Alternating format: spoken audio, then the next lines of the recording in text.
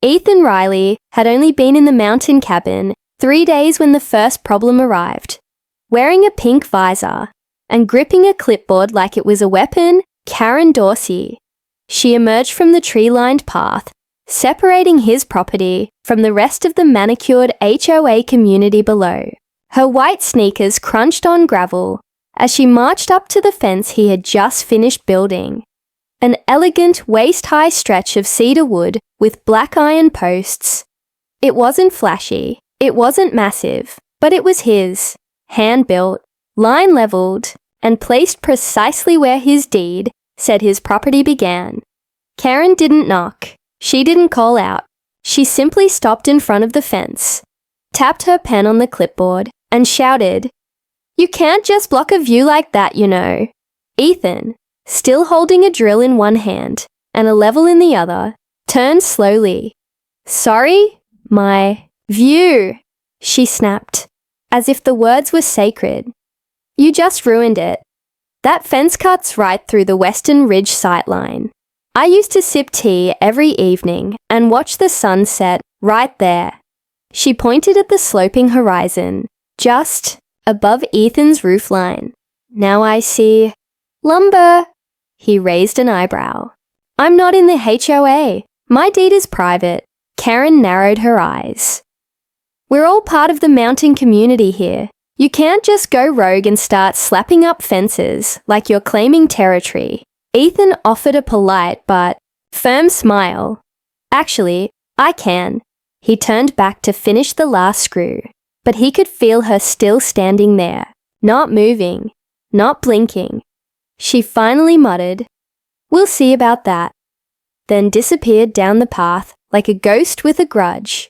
That night, as a cold wind swept over the mountain, Ethan sat on his deck with a cup of strong black coffee and watched the stars appear over the valley. The fence was solid, legal, and beautiful in the moonlight, but in his gut, something felt off. The next morning, a paper notice was zip-tied to the fence. It was printed on HOA letterhead, even though he wasn't a member. The violation claimed he had disrupted shared visual access and constructed a barrier without committee consultation. He laughed. That was rich. His property sat outside HOA limits, confirmed by both the county and his lawyer, before he even made an offer on the cabin. He'd chosen this lot because of the autonomy. Still, he left the letter untouched and went about his morning, until noon, when another appeared, then a third, taped to his mailbox by nightfall. Karen wasn't just mad. She was declaring war, and it didn't stop there. On the fourth day, he found a single red stake pounded into the dirt 10 feet behind the fence. Deep into his backyard, bright orange tape flapped in the wind. 2 more stakes showed up later that week, always closer to the center of his property. That same night, he spotted someone watching from the tree line with a flashlight. He didn't chase them. Instead, Ethan poured another cup of coffee, turned on his trail cams, and quietly ordered a drone. Something told him this wasn't just about the view. By the end of the week, Ethan's fence looked less like a boundary and more like a battlefield. Each morning, a new notice was attached somewhere.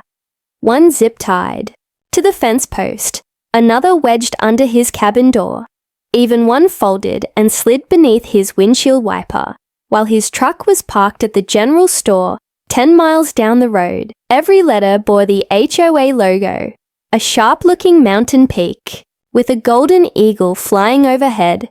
Very official, very fake. Ethan didn't respond to a single one. He didn't have to. His land sat just outside the HOA's jurisdiction, verified by the county and marked clearly in public records. Still, the notices came, and each was more aggressive than the last. Final warning: unapproved structure, violating shared community sightline, cease and desist, unauthorized erection, a visual obstruction, and the most ominous one yet, Failure to comply will result in escalated action. That line made Ethan pause. What exactly did escalated action mean from an HOA that legally had no authority over him? He found out 2 days later. Returning from a trip into town, Ethan spotted something odd from a distance. His fence had changed. At first, he thought a section had been removed, but as he got closer, his chest tightened. Someone had pried 2 boards loose and snapped them in half. The jagged pieces lay scattered like firewood on the ground. On one of the broken slats, written in black marker, were 3 words, "Remove or else." Ethan didn't call the police. Not yet. There was no camera footage and no witnesses. Just suspicion. But that night, he stayed up late at his kitchen table, a spread of maps, survey documents, and county plat records laid out before him like a war table. That's when he noticed it. In the bottom corner of his deed, a line he hadn't paid much attention to before was a clause that read, "Ownership extends to all terrain, bounded west by the original Riley Trust elevation line." Elevation line. What did that mean? Ethan pulled up topographical maps of the mountain and began tracing boundary points. The more he followed the line, the more confused and intrigued he became. His property wasn't just a modest cabin lot. If the clause was accurate, it extended far up the mountain ridge, possibly several acres farther than he realized. At midnight, the drone arrived. Early delivery, thanks to a friend who worked at the outfitter shop. Ethan charged the battery, programmed the GPS, and launched it above the treetops. The live feed on his laptop showed the cabin roof, the damaged fence, and then bright flashes in the dark. Flashlights. Multiple. Moving along the ridge near the tree line, the same figures as before. Karen's lemon yellow windbreaker was unmistakable, even at 300 feet. What were they doing? Measuring something? Marking lines? Ethan zoomed in. They were placing more red survey stakes, this time past the broken fence.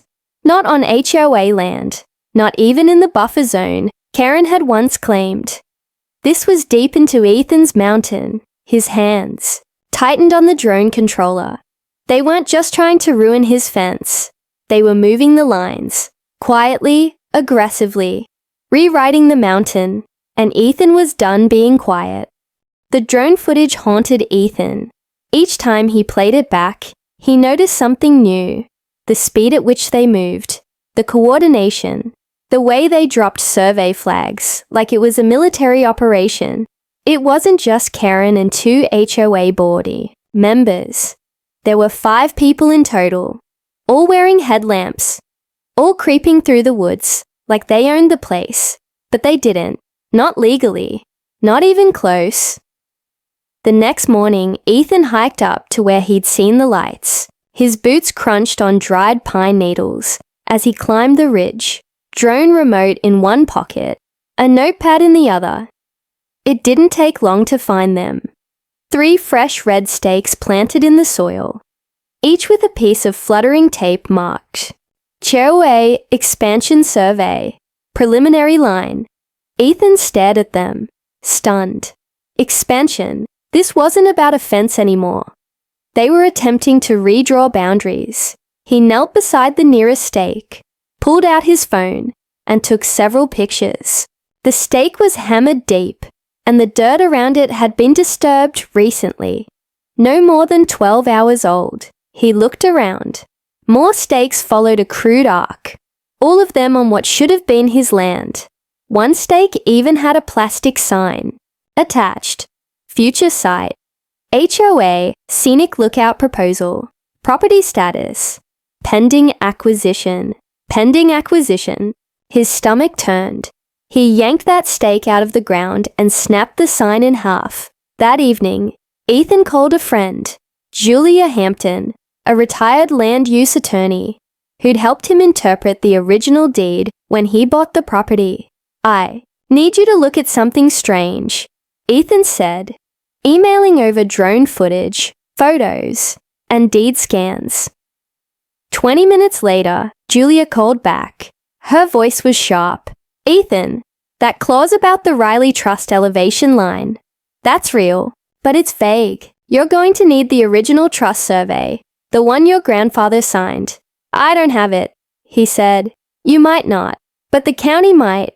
If Karen and her HOA are filing for land expansion, they'd have to submit a petition for rezoning, which means records," Ethan said, standing up. "Exactly. And if they're doing this behind your back, they've already crossed a legal line." The next day, Ethan drove down to the county recorder's office. A sleepy clerk named Marty helped him pull files. After 2 hours of digging, Ethan found what he was looking for, and then some. Karen Dorsey had submitted a formal application just 1 week earlier. It was labeled HOA Peripheral Expansion and Community Easement Rezoning. It proposed expanding the HOA's governing area by 32 acres, conveniently surrounding Ethan's cabin, ridge, and the slope behind it. Attached to the application was a hand-drawn map that labeled his property as disputed land pending HOA realignment. In the margins, one note read, "Scenic value too high to remain private." Ethan froze. They were trying to steal his mountain.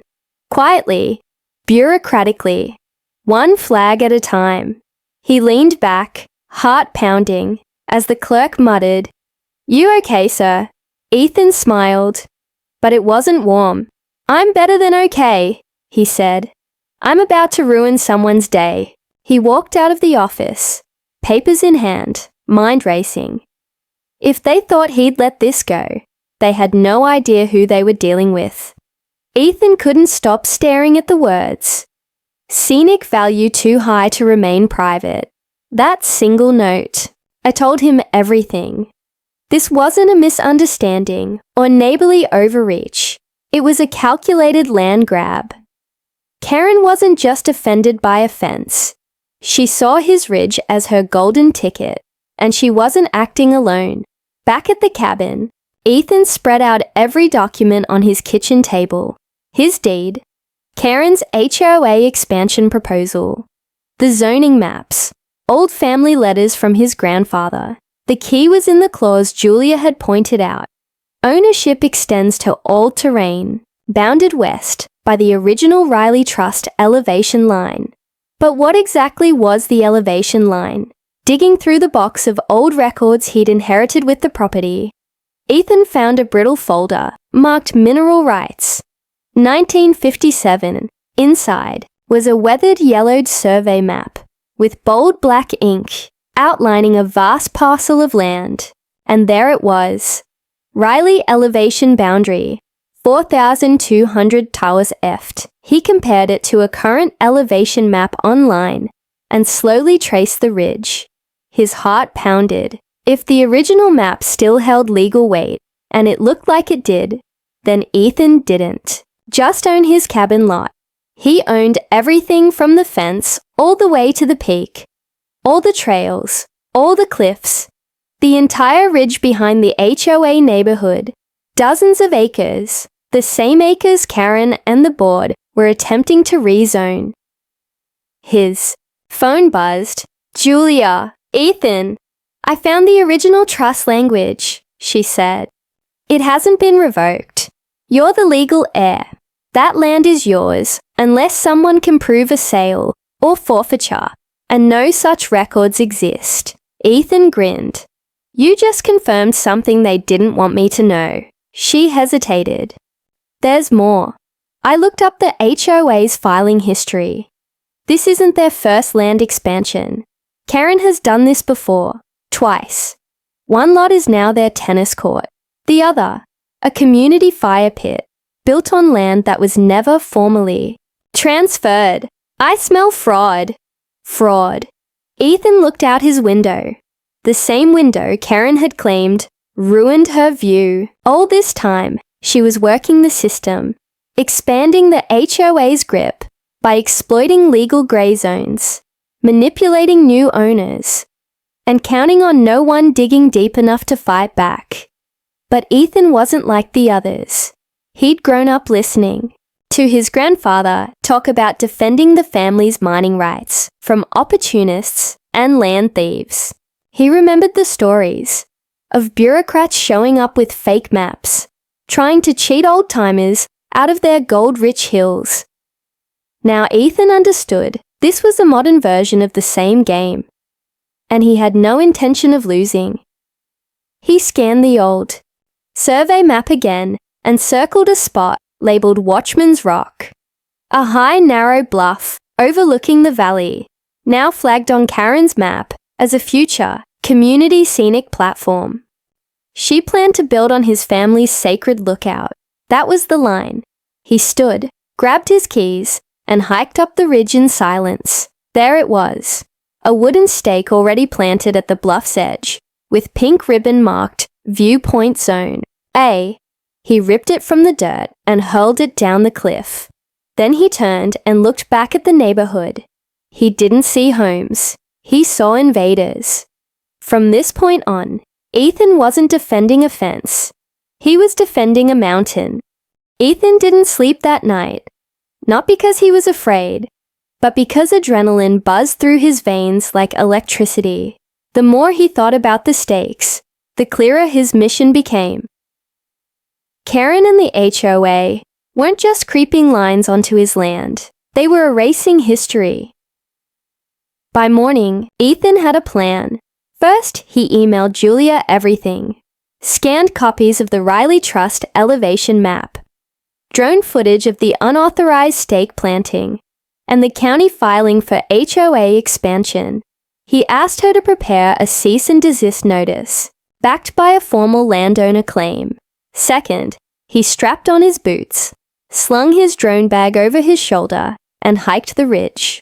One by one, he pulled up every red and pink stake they'd planted. He gathered 27 in total and laid them out like trophies on his cabin porch.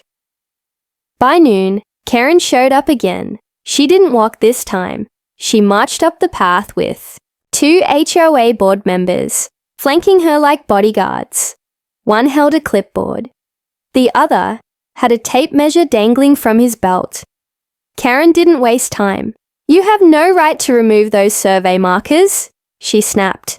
"We're filing a community land adjustment petition." Ethan didn't blink. "On land you don't own." She took a deep breath. "You're being unreasonable. This is a shared space. This view, this land, benefits all of us.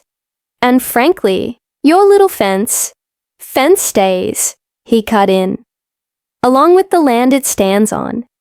Which, by the way, includes everything up to the Watchman's Rock bluff." Karen's eyes narrowed. "I know what you're doing," he continued. "You did it with the tennis lot, the fire pit.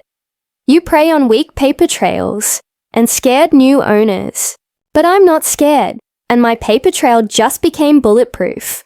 The man with the clipboard shifted awkwardly. Karen recovered quickly. "Then we'll see what the court has to say." Ethan smiled coldly. "Please do. I've got footage of you trespassing and placing fraudulent boundary markers. I've got the Riley Trust elevation deed. And I've got one more thing."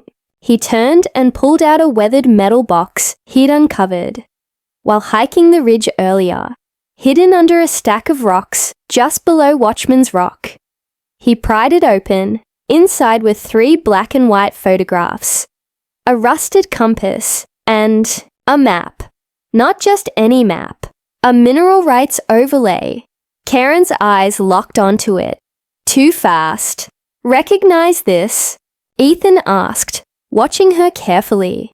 She said nothing, but her fingers twitched at her side. The photos showed Ethan's grandfather, standing in front of the same bluff with a mining crew behind him.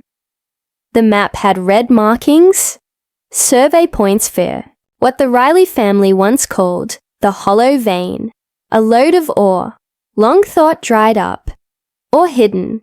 That's when Ethan realized this wasn't just about the view. It was about what lay beneath. He looked up at Karen and said, This was never about a fence. You're not stealing sunsets. You're after something underground. Sharon didn't respond, but the clipboard man suddenly cleared his throat and turned to leave. That told Ethan everything. Karen had found the old claims. Maybe years ago, she was slowly expanding the HOA's control, not just for real estate, but for what might be. Mined from the ridge, Ethan closed the box and said, "If you or anyone else steps foot on my mountain again, I'll make sure the sheriff and the State Mining Commission sees this entire scam." Karen stared for a moment longer, her jaw clenched, then turned without a word. But as she disappeared down the trail, Ethan knew this wasn't over. It was just beginning. Ethan didn't wait for Karen's next move.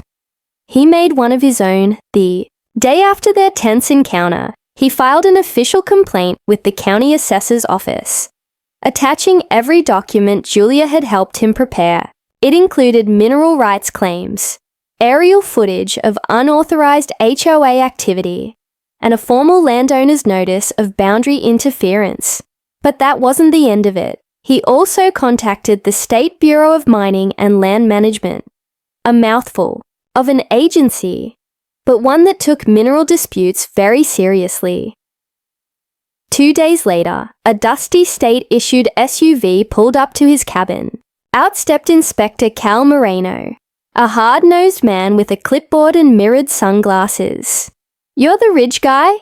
he asked, squinting up at the steep trail. Ethan nodded. "That's me. You're gonna want hiking boots."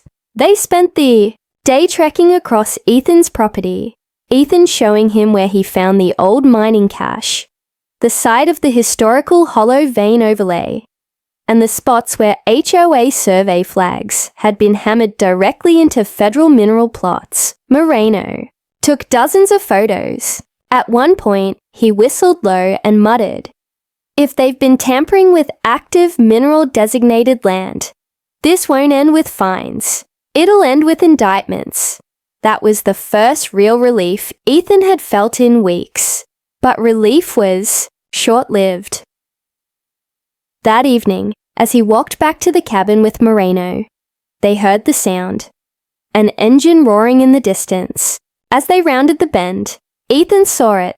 An excavator parked near the HOA's edge of the woods, shielded under a camo tarp. Moreno's jaw clenched. "They've already started," he said. Sure enough, when they approached it, fresh dirt mounds surrounded the base. Someone had begun probing. Illegally. No permits, no rights, just quiet, hidden excavation. Moreno pulled out his phone. "I'm putting in for an emergency stop order, and I want eyes on every inch of this ridge." That night, Ethan stayed up monitoring the drone again, and just past midnight, he caught them. 2 figures moving near the bluff with flashlights. Karen and someone else. They weren't planting stakes this time. They were digging, but it wasn't just random. They were focused, deliberate. Then Ethan noticed something strange. Karen's accomplice was hauling something heavy, wrapped in black canvas, and placing it into the trench they'd dug. Not taking something out, hiding something in.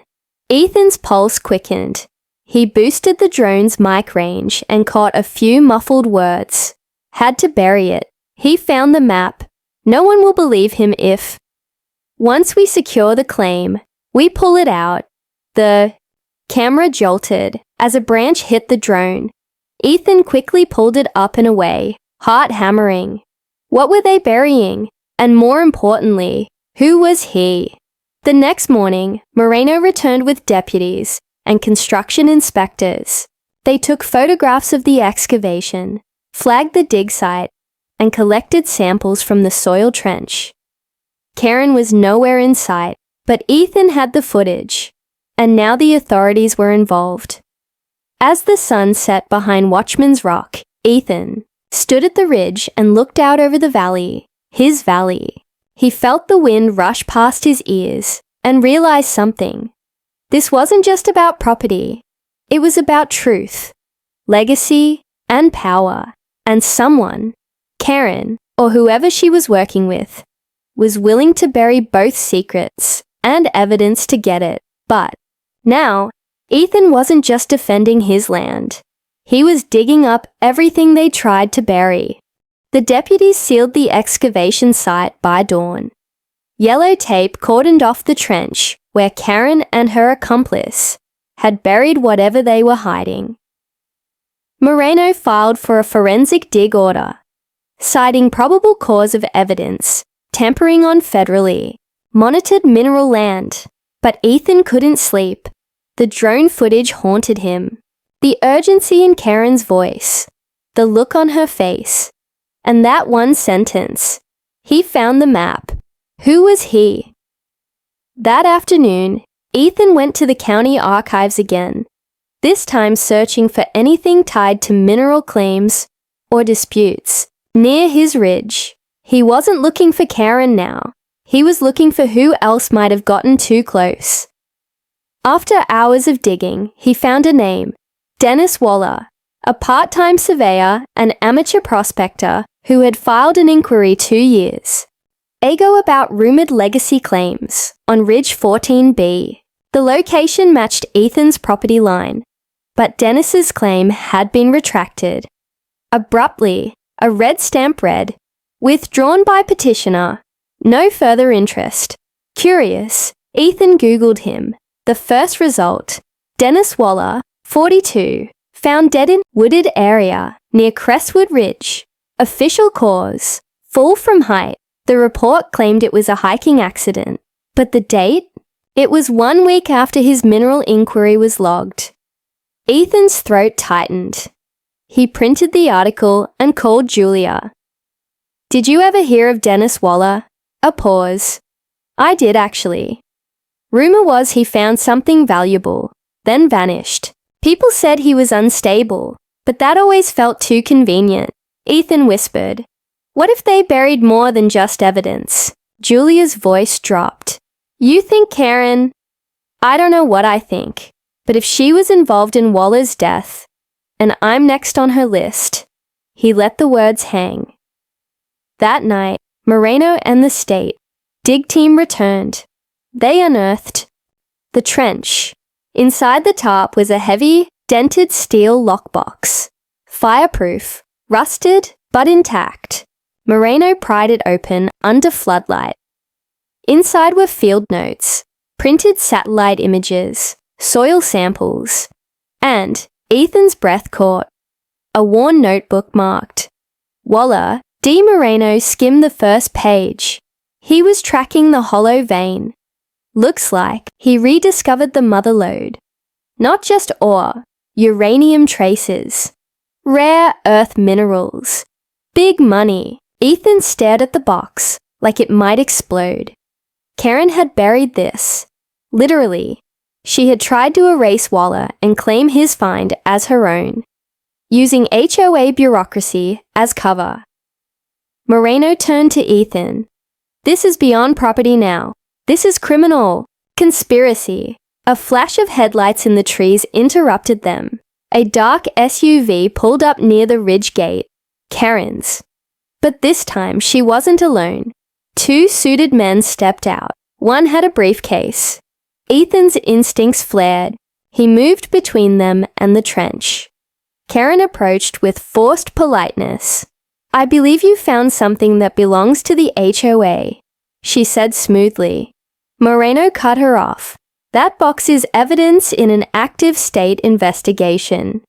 Karen didn't flinch. "The land is under dispute. That material was gathered on HOA-claimed land." Ethan stepped forward. "Not anymore. That ridge is mine. The court confirmed it this morning. Your rezoning application was denied. Permanently." Karen's mask cracked. "You arrogant." Moreno raised a hand. "Ma'am, step back. If you interfere, you'll be detained." The suited men hesitated, then retreated to the SUV. Karen didn't follow. She turned slowly, eyes locked on Ethan. "This isn't over," she said. "You have no idea what you've started." As she vanished into the night, Ethan whispered to himself, "No, Karen. You have no idea what you just finished." The mountain was quiet again. No more excavation, no more trespassers. The trench was sealed. The stake markers were gone. The ridge, for the first time in years, stood undisturbed, watching the valley like a silent sentinel.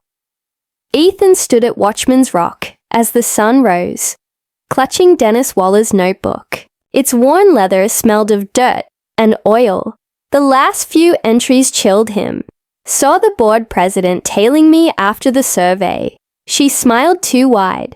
Found uranium traces. Real value here. Need to seal the claim and file it tomorrow. If anything happens to me. It wasn't an accident. Ethan's knuckles tightened. He'd turned Waller's notes and samples over to Moreno, along with the drone footage. Karen was now under official investigation, facing charges ranging from illegal land development to evidence tampering. Waller's death was ruled foul play. The consequences would be worse. Still, Ethan couldn't shake the feeling that something darker lingered beneath the surface, not just in the rocks, but in the people. Karen hadn't acted alone. Julia called that afternoon. "The Mining Commission wants to talk to you about leasing rights." Ethan frowned. "Leasing? You technically own the whole ridge, remember? If the hollow vein is viable, the state's offering you a mineral contract. You'd maintain landowner rights and receive royalties." He rubbed his temples. "I didn't want to get rich off this mountain. I just wanted to keep it mine." Julia chuckled. "Sometimes doing the right thing still comes with a check." But Ethan wasn't smiling. He remembered Karen's words before she fled into the night. "You have no idea what you've started." That evening, he took the drone out one last time and flew it along the old survey lines, just to be sure. What he found made his blood run cold. Halfway down the opposite slope, tucked into a thick brush line behind HOA-owned land, was another trench, smaller, newer, hidden. He hiked out with a flashlight, following the ridge edge carefully. And there it was, freshly turned soil, no markers, no tarp, just a shallow pit, recently filled. He dropped to his knees and brushed the surface with his hands. Plastic. He dug faster until he uncovered a sealed plastic case. Inside, papers, old letters, and a cassette tape. Handwritten label. RW Testimony. 1983. Ethan's breath caught. RW. Riley Waller. Dennis Waller's father. He raced home, fired up an old tape player, and hit play. "This is Riley Waller. If you're hearing this, it means my son, or someone close to the family found the hollow vein. I've kept this secret for decades, because it's cursed. Everyone who's tried to claim it, my uncle, my brother, they all ended up dead or ruined. The land doesn't give without taking. I buried the map once before, thinking it would end there, but blood keeps calling. Blood. If my son is gone, then so be it. But whoever finds this next, heed this warning. The mountain remembers." The tape crackled to static. Ethan sat in silence. He finally understood. The hollow vein wasn't just ore. It was obsession. People killed for it. Lied, manipulated, buried secrets. And each other to control it. And yet, here it was. Still here. Still calling. He stepped outside and looked up at the stars. The ridge was his, but with ownership came something heavier than deed or mineral rights. It came with memory, with legacy, and with ghosts. 3 months later, Karen was indicted. The HOA board resigned.